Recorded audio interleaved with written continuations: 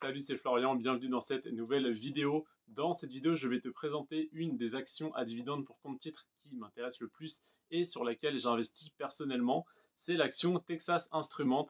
Texas Instruments, j'ai fait évidemment une analyse fondamentale pour pouvoir l'inclure dans mon portefeuille. Et là, je te présente l'analyse technique, l'analyse graphique avec des chiffres comme le rendement du dividende de 2022, les années consécutives de versement du dividende, les années consécutives d'augmentation du dividende, le pourcentage d'augmentation, la capitalisation de l'entreprise, la croissance du cours de l'action sur les 10 dernières années, ainsi que le PER. On attaque avec le rendement du dividende 2022 en pourcentage. Le rendement s'élève au cours actuel de l'action, bien sûr, à 2,8%. 2,8%, c'est un rendement qui est un petit peu faible, je te l'avoue, mais tu vas voir que la croissance du dividende est juste hallucinante. Au niveau des années consécutives de versement du dividende, eh bien, ça fait 42 ans que le dividende est versé sans interruption. C'est une des entreprises sur lesquelles j'ai investi qui a le meilleur historique de versement du dividende, c'est-à-dire que ça fait 42 ans sans interruption. Par contre, ça fait entre guillemets seulement 18 ans qu'il n'a pas été diminué. Donc autrement dit, sur les 42 années de versement, il y a 19 ans, le dividende a un petit peu diminué et il n'a pas été coupé, hein, il a simplement diminué et depuis, il n'a pas rediminué. Donc ça fait 18 ans qu'il n'a pas diminué et qu'il augmente à un rythme impressionnant de 20% par an. En tout cas, sur les 10 dernières années, le dividende a augmenté au rythme de 20% par an, ce qui est très intéressant et ce qui présage un très bel avenir à cette action. Au niveau de la capitalisation, c'est une très très grosse entreprise parce qu'elle est valorisée à 149 milliards d'euros, milliards de dollars, c'est pareil en ce moment. Et donc, grâce à la croissance de 20% par an du dividende, on a un cours de l'action qui a suivi cette augmentation avec une croissance de 466% sur 10 ans.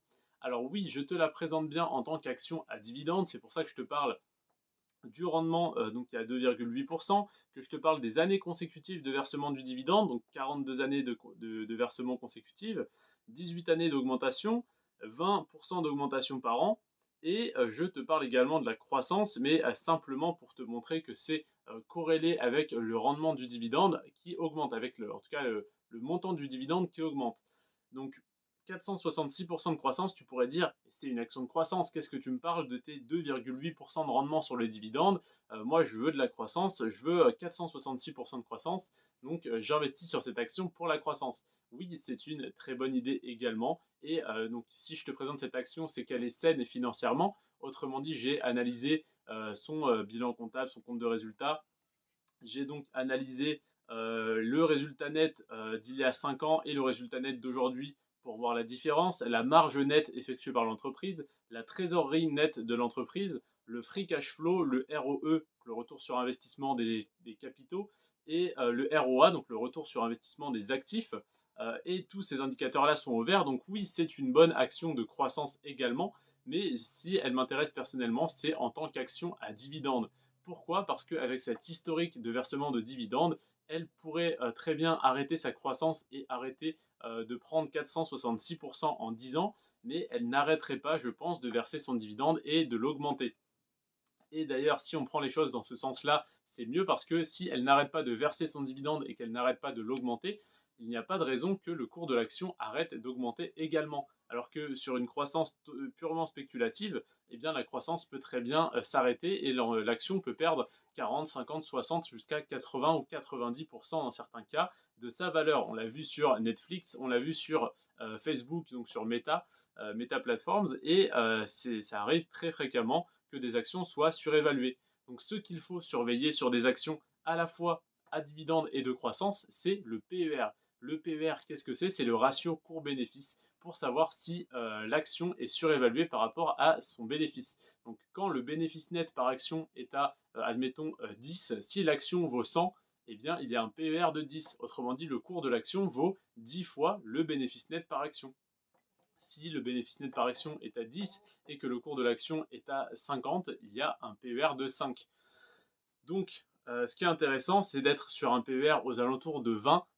Ça peut être en dessous, donc l'action va être sous-évaluée, mais souvent il y a un moins gros potentiel de croissance si le PER est trop bas. et c'est de ne pas être au-dessus de 25 voire de 30, sauf pour certains cas où c'est un peu plus spéculatif, parce que là, bah, c'est spéculatif, donc ça peut très bien chuter de moitié du jour au lendemain.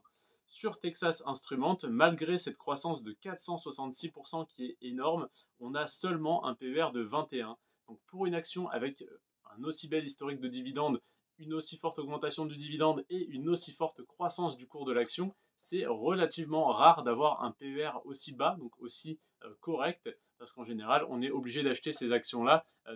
Apple, Amazon, Microsoft a des PER beaucoup plus élevés parce que tous les investisseurs sont bien conscients du potentiel de croissance juste énorme de ce type d'entreprise. Donc là, pour Texas Instruments, on a cette chance de pouvoir avoir une action aussi intéressante sur le plan du dividende et de la croissance à un PER tout à fait acceptable. Donc voilà pour mon analyse de l'action Texas Instruments. N'hésite pas à apporter des informations complémentaires en commentaire de cette vidéo si tu en as, ou à me poser des questions. Tu peux également venir me poser des questions sur Instagram, j'y répondrai avec plaisir. Et si tu souhaites investir sur des actions à dividendes ou des actions de croissance ou des actions qui font les deux comme Texas Instruments sur compte titre, je t'invite à créer ton compte titre chez le courtier le plus intéressant du marché d'après moi. Et tu te doutes bien que si je souhaite être rentier à 30 ans, je fais des économies de bout de chandelle partout où je peux en faire. Donc j'ai forcément choisi le courtier avec le moins de frais et sur lequel tu peux investir à partir de 10 euros sur chaque action tous les mois, absolument sans aucun frais. Donc c'est donc Trade Republic, c'est donc le lien qui est en description. Il y a également le lien de Boursorama si tu souhaites créer un PEA pour investir sur des actions françaises. Je te remercie en tout cas d'être resté jusqu'à la fin de cette vidéo. Sur ce, prends soin de toi et de tes finances. C'était Florian. Ciao.